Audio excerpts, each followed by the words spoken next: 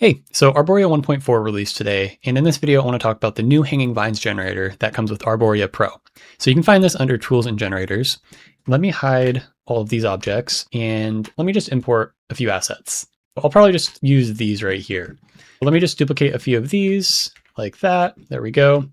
And the first thing you want to do is just select your asset or assets that you want to connect hanging vines to. So in this case, these three pillars, click import, and it's going to automatically create the hanging vine system with those selected assets. So you can see when I move these around, it doesn't change the system at all. So whatever generation you have, it stays regardless of how you scale it, move them, rotate them, or anything. So this is super nice because you can find a seed or a generation that you like. And then if you have to move an asset or scale it or something like that, it's not going to change the generation and randomize the vines. So I'm just going to kind of go through this list, basically just talk about what each setting does, how to use it, and then just like some ways you can use this tool in general. So I'm going to scale these up a little bit like this. There we go. So up here, the first section, you're going to see surface objects. This just is a count of how many surfaces you have. In this case, I have these three pillars. If I duplicate this, now I have 4, 5, and so on. So let me undo that. Add selected and remove selected. This basically just adds whatever selected object you have in your viewport to the system or removes that from the system. So if I don't want this pillar in the system anymore, I can click remove selected, and then this is no longer a surface for the vines. Same with this. And then of course it works the other way. If you want to add these to the system, you can just click add. And this works for anything. You can use any Arborea asset, any user library asset, or just like a normal mesh in general, like say my default character. I can just click on my default character, add selected, and now this person has vines on them. Okay, so the next section is vine mode. I'll probably come back to this later because this actually completely changes the mode. So we'll start with procedural mode, go through all the settings, and then I'll talk about manual mode. So we're under procedural, and a lot of these settings are pretty self-explanatory. So count is just going to be how many vines you generate. Right now we're generating 5 vines. If I want to do like 25 or something, now there's going to be 25 vines. And as I mentioned, if you move these around, they stay in place no matter what you do to the asset. You can change the seed right here. So this is just going to randomize how these generate. And then vine scale is just going to be how thick the vine is. And it also scales up the leaves just slightly as well to kind of try to stay consistent with that. Okay, so the next section is vertex group. So this is for if you want to only generate vines on a certain section of your asset. So say like right on this top face right here. Or how about this right here? Let's just do that. So say I only want vines to generate on this insetted face. I can do Control G, assign a new vertex group. I'll just keep it as group. It doesn't really matter the name. But if I click in here now, you're going to see a new vertex group show up, and that is this one right here. If you click this, now vines are only going to generate from that vertex group. Also, as you see, it worked for all of these assets, and that's because I just did Alt-D for all of these, so they're actually alt instances. So whatever I do to this asset actually affects the other ones. But if I do something like this, say like bring in a cube over here, and then add selected, no vines are going to attach to this, even though we added it to the system. And that's because there's no vertex group called group on this object. So let's do this. What if I just like right click, add some subdivisions, and then say, select these faces right here and do Control G. The default vertex group name is called group, which is this. So now you can see, now there's vines connecting from only these faces. You can click this right here to actually invert the vertex group. So now vines are going to generate everywhere except for those faces. And then of course you can just turn this off, and then everything's going to work as normal. All right, the next section is droop. So this is basically just gravity, like how far down these droop. There's random droop as well. So if you don't want any randomization, you want every vine to have the same amount of droop, just put that to 0.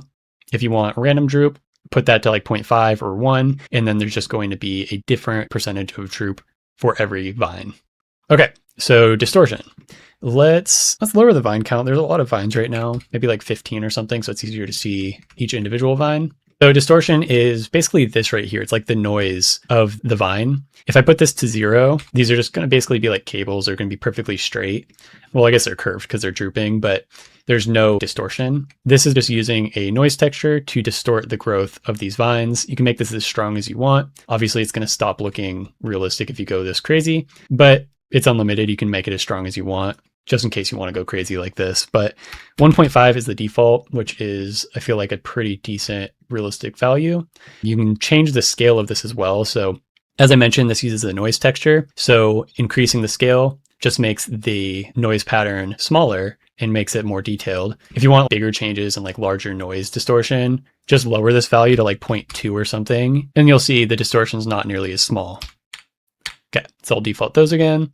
And then secondary vines. So we'll do 1, and then I'll find a seed that connects between 2 objects. There we go. All right, so secondary vines.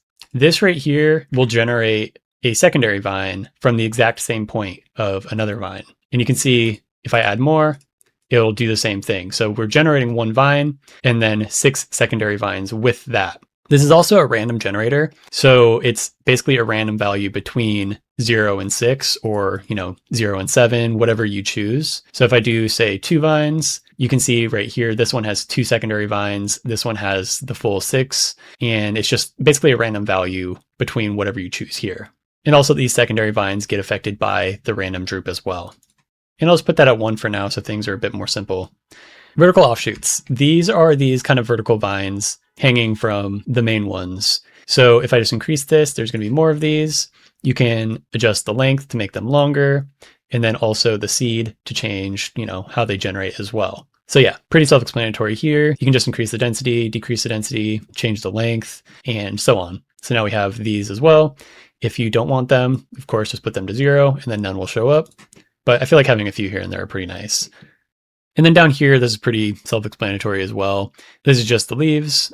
Of course, if you want more leaves, you can make them more dense. If you want less, you can either, remove them or just make them really minimal or sparse. And then the scale for the leaves as well. Okay, let me actually remove these real fast. So no leaves. Down here is the resolution of your vine generator. By default, I have it somewhat low poly just because in a lot of cases, I feel like many of you guys will probably want to be generating a lot of vines, and they'll probably not be like directly up close to the camera most of the time. So right now, each vine has 3 sides, so it's kind of triangulated like this, you can see. But if you're starting to see that because your vines are up close to the camera, then the sides is going to change that. So you can see now there's 4, it's like a cube, 5, 6, 7, now it's a lot more rounded and clean. And yeah, however smooth you need that, just change this radial side slider. And then the length one is along the length, as you can see here, the subdivisions. So increasing this will make this lower resolution, and then decreasing this is going to make it higher resolution.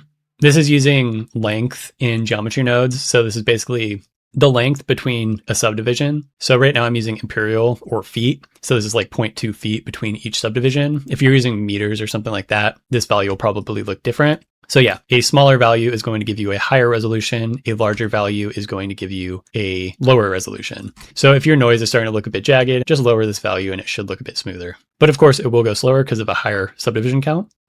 Now we can talk about manual mode. So manual mode is going to use all the same procedural settings except for the density and actually generating vines on your surfaces. So let me turn off wireframe real fast. But you can see this uses a Bezier curve, and wherever your points on the Bezier curve are, the vines generate too. And it's using the secondary vines. It's also using the vertical offshoots with all of the same settings, the same droop and everything. So yeah, this allows you to just use a Bezier curve to position vines around. You can extrude these out to actually have a vine that has multiple points. Or if you want to create a completely different one, you can do Shift to D to duplicate a point, extrude that out, and now you have a completely new vine. Same thing. So underneath here, when you turn on manual mode, you're going to see snap to surface. So what snap to surface does is it allows you to actually snap your points to surfaces. So you can see when I get somewhat close to this object, it actually snaps to the object. And underneath here is the snapping distance. So this is basically a distance threshold of, how far a point needs to be before it snaps to your surface. So if I increase this, it's going to eventually snap. So if you don't want to have to precisely try to line these up with your surfaces like this, or if you're trying to move it around, you can just turn on snap to surface. And then as you can see, you can just kind of, move it around pretty generally, and it will usually stay snap to surface depending on what your value is here. Same with over on this side, it's already snapped to the surface. And yeah, all of these settings are exactly the same, except for, of course, the snapping. So that's what, that's all for. The reason this is not toggled by default is if you have a really high poly asset, so like some of my like building models are like a million tries, then the snapping starts getting a bit slower because it's using a few nodes that actually have to read the geometry. And if there's a lot of tries on there, it's going to be pretty slow. And if you don't have snapping on, it will just be real time like this. So I figure having this off by default is probably a lot safer. And then if you do want to snap, you can just click this and then enable it when you need. All right, so the last thing down here is the convert section. So you can actually create systems procedurally. Say I create something like this. There we go. And say I like this, but I don't like how this vine right here is connected on the bottom. I actually want this to connect up here. Well, I can just do convert procedural to manual, go into edit mode, and then just move this up like this, and then maybe to the front. It's using the snapping. So as you can see, it's actually still snapping to the surface like before, and it's all edited. It's exactly how I wanted. Maybe I don't like how this is just hanging so dense right here. This might be this system. Yep. Let me just delete that, get rid of that. Maybe this one as well. Clean that up. So yeah, the conversion allows you to just, create a procedural system and then adjust from any point where you want. If you decide that you don't actually like this manual system, you can just switch back to procedural and then continue editing, where you left off. And then, if you find something again that you want, but you want to edit it, you can just switch it back over to manual with the convert procedural to manual and then do the same thing as before. So yeah, this is a lot of fun to work with. Let me remove this. You can use this with so many different things. So like if you have like a plane or something like that, you can just add this in here. Let's actually just delete these pillar objects. I find using planes is a lot of fun to work with in here just because like the way they like droop around. Maybe I want some like less vertical offshoot, something like this. But yeah, as you can see, these are super fun to work with. They stay in place, they generate on anything. And if you're working on a scene or something that has hanging vines, you can just connect the vines to like, two different objects, say something like these planes. And then let's move these in front of the camera, kind of like maybe over here, scale them out. There we go. So yeah, basically what I would do if I'm like wanting hanging vines kind of like draped over part of my like composition, you could do something like this, connect them to a couple of objects, and then just move those objects around and position the vines however you need. And of course you can duplicate your objects and that's going to create more vines. So if I duplicate that and then another one over here, now I have like these crisscross vines. And then of course I have the convert procedural to manual. And if there's anything you need to adjust in here, like say you want this curve to be a little bit higher up like this, but then like this one a little bit lower, that's what the procedural to manual mode is good for. So yeah, hopefully this covers all of what you need to know about these hanging vines. If I missed anything, feel free to let me know. And also if you create anything cool, like any renders or anything with these hanging vines, feel free to, send me what you create or, post it in my Discord in the share your art section. I always love seeing what you guys create with Arborea or any of my assets. So yeah, I'll talk to you guys in the next video.